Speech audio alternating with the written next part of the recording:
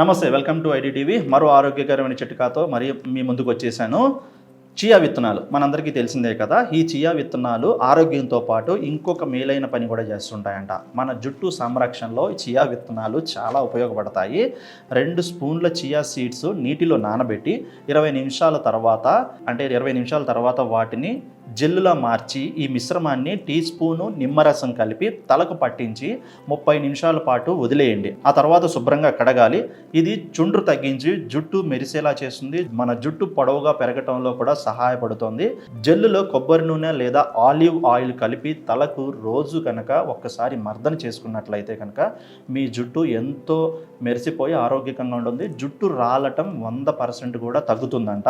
ఈ ప్రాసెస్ కనుక మీరు ప్రతి వారానికి 2 సార్లు కనుక చేస్తే మీ చర్మం కూడా ఆరోగ్యకంగా మెలమెలా మెరిసిపోతుందని చెప్తున్నారు. కాబట్టి ఈ చియా విత్తనాలతో 2 ఆరోగ్యకరమైనటువంటి చిట్కాలు తెలుసుకుందాం. Thank you.